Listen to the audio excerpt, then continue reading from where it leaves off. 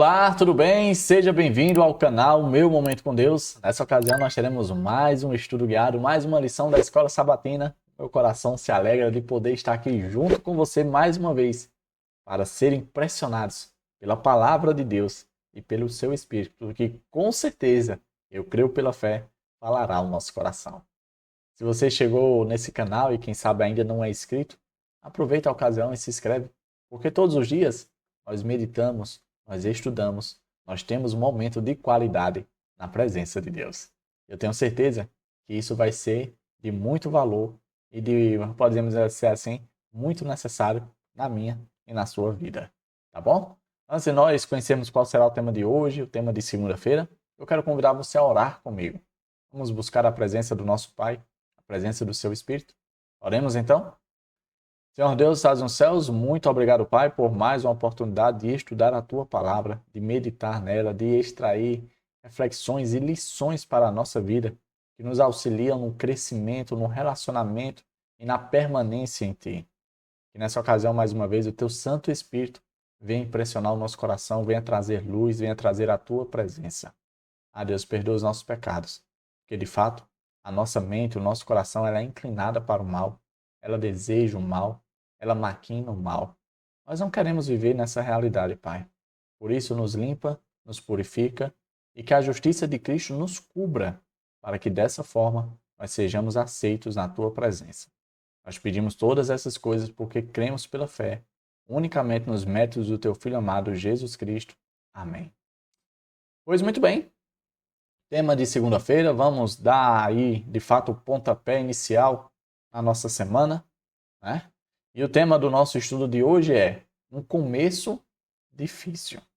Nós vamos conhecer com mais detalhes, né, extrair com mais informação sobre a situação dessa missão que Moisés iniciou a lei de libertar o povo de Deus. E ver que, de fato, não foi uma tarefa fácil. Teve muito percalço durante todo o percurso, caminho e trajeto. Olha esses pontos que eu destaquei no estudo de hoje e também o contexto bíblico que nós vamos ler e extrair algumas lições. O primeiro ponto que eu destaquei diz o seguinte, ó. Moisés sabia, desde o início, que sua tarefa não seria fácil. Por isso, ele tentou fugir dela. No entanto, ele provavelmente não tinha consciência do que estava por vir.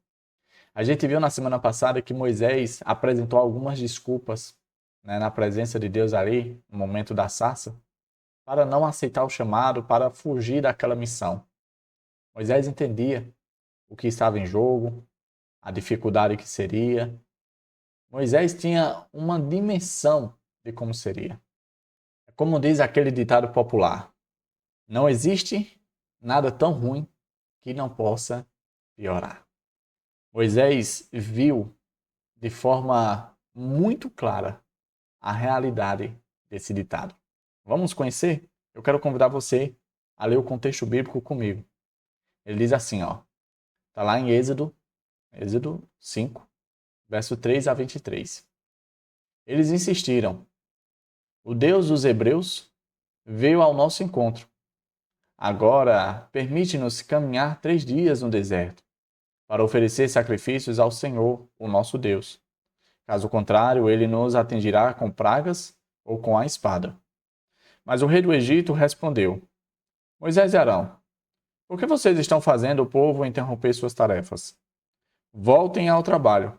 E acrescentou, essa gente é tão numerosa e vocês ainda os fazem parar de trabalhar? No mesmo dia, o faraó deu a seguinte ordem aos feitores e capatazes responsáveis pelo povo. Não forneçam mais palha ao povo para fazer tijolos, como faziam antes. Eles que tratem de ajuntar palha, mas exijam que continuem a fazer a mesma quantidade de tijolos. Não reduzam a cota. São preguiçosos e por isso estão clamando. Iremos oferecer sacrifício ao nosso Deus.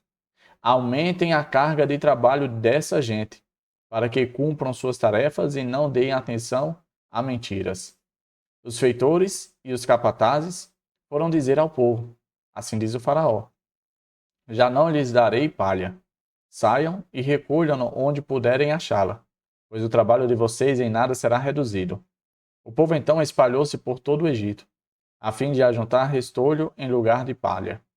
Enquanto isso, os feitores os pressionavam, dizendo: completem a mesma tarefa diária que lhes foi exigida quando tinham palha.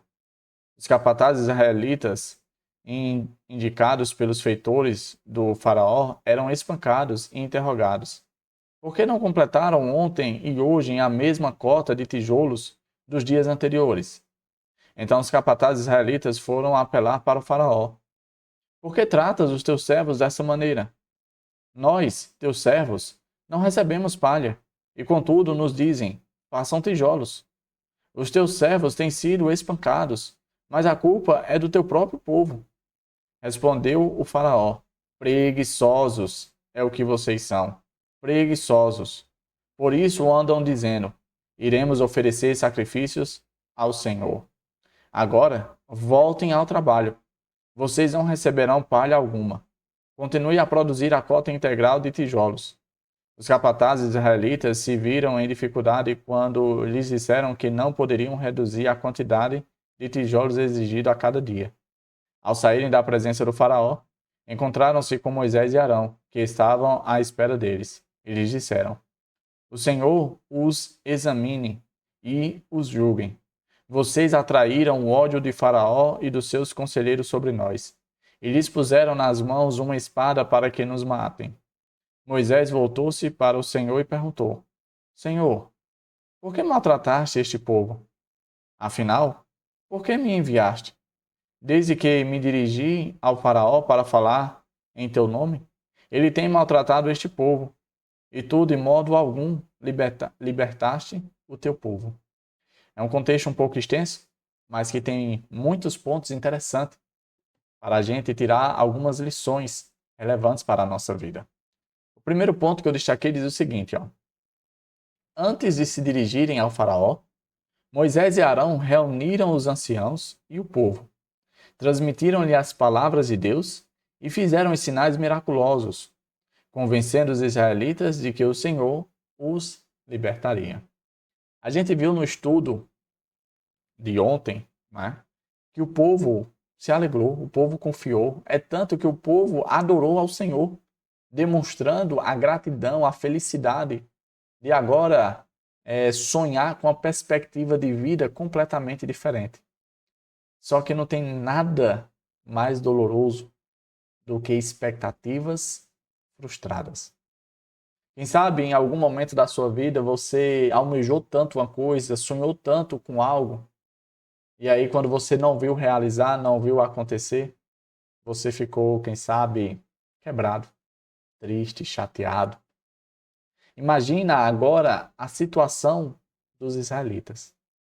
Moisés aparece para eles, mostra ali sinais prodigiosos, milagres, para demonstrar de fato a presença de Deus, o poder de Deus à disposição do povo. O povo acredita, dizendo: olha, agora sim, vai acontecer, é real, o Deus está conosco, qual o poder dele sendo manifestado? Mas aí quando vamos ver, as coisas não saem como esperadas. Não acontecem como eles achavam que ia acontecer. E pior, nem permanecem como estavam.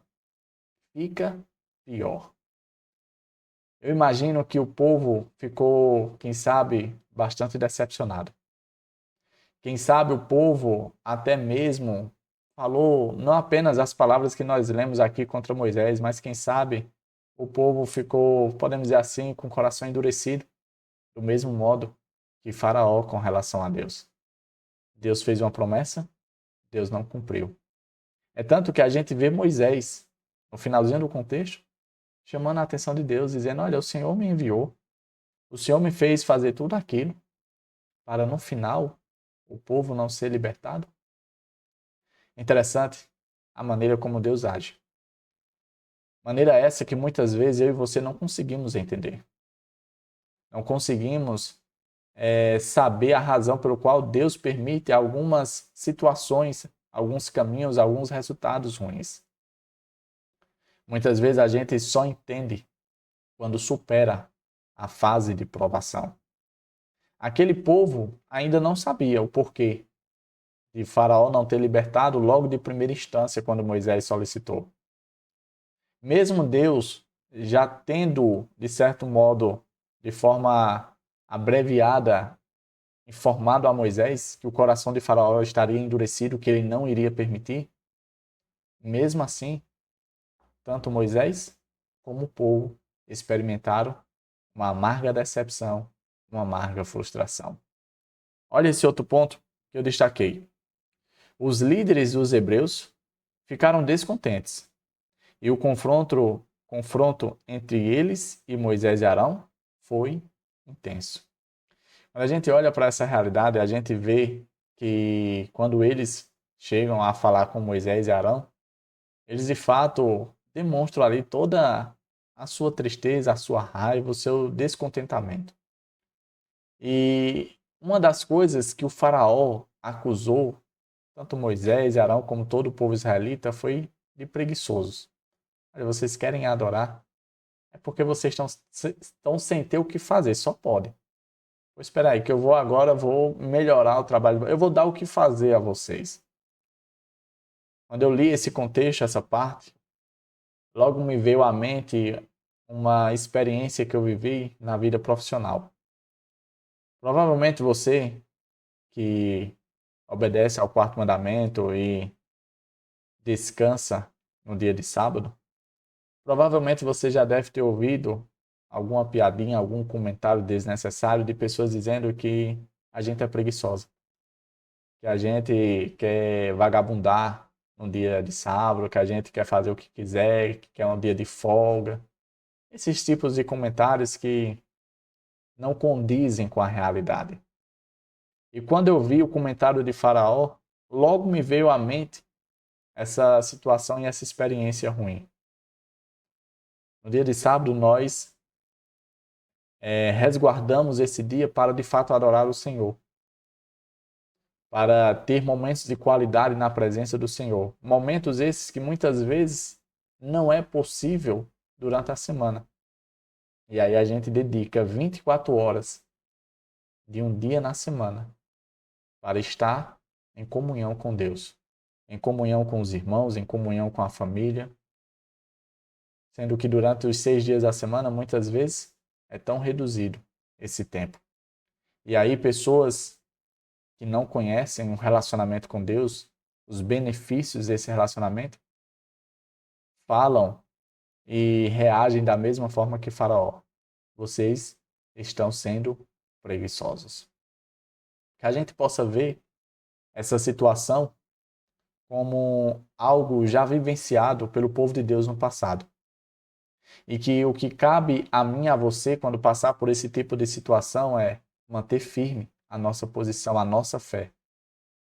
E de fato não é por preguiça, mas é por de fato almejar ter uma experiência transformadora na presença de Deus por meio da adoração e do culto ao Senhor, adorando em espírito e em verdade.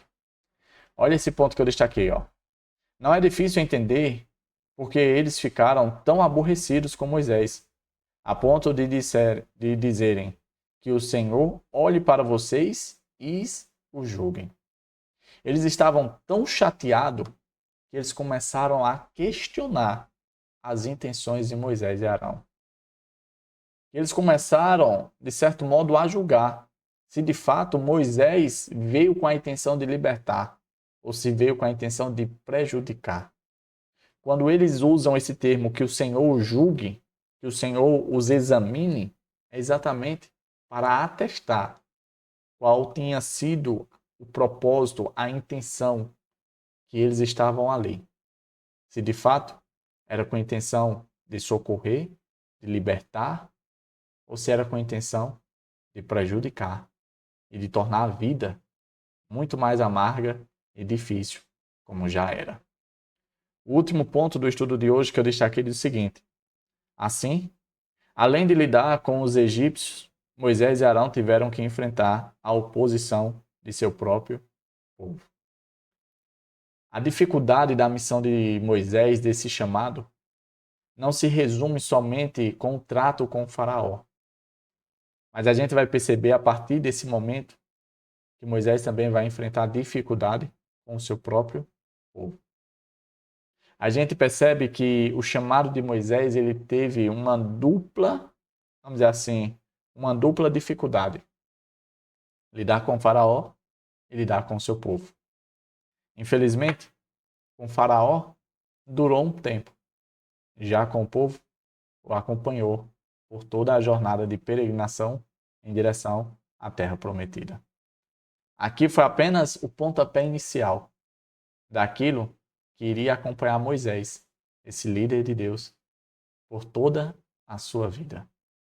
A gente vai perceber que a história de Moisés não é apenas bonita, mas é uma história que tem muito a nos ensinar, de perseverança, de resiliência, de convicção, a despeito das situações difíceis que estão acontecendo ao seu redor.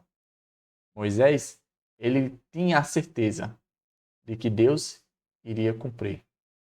Porém, Moisés reagiu da mesma forma que muitas vezes eu e você reagimos, quando não entendemos os planos e os passos de Deus. Independente dessa circunstância, que muitas vezes é escura para a nossa mente, que a gente se mantenha firme como Moisés se manteve. Mesmo sem entender, permaneceu ao lado de Deus, fazendo a vontade de Deus. Tá certo? Chegamos ao fim de mais um estudo guiado, hoje tratando do tema um começo difícil. E que, de fato, não foi nada fácil. Foi muito difícil, mas mesmo assim Moisés perseverou e manteve a sua postura frente à missão que Deus tinha lhe convidado e lhe chamado a fazer. Assim também seja comigo e com você, tá bom? Se você acha que esse estudo é relevante, é um estudo de valor, um conteúdo válido, aproveita, deixa o seu gostei para que a plataforma recomende para outras pessoas. E se você achar por bem, compartilha com teus amigos, né, com teus irmãos, com a tua família. Eu tenho certeza que, de fato, esse estudo vai agregar muito na vida dessas pessoas, assim como tem agregado na minha e na sua. Tá bom? Eu quero te ver aqui no próximo estudo, no próximo Momento com Deus. Ele está marcado. Até a próxima e tchau, tchau.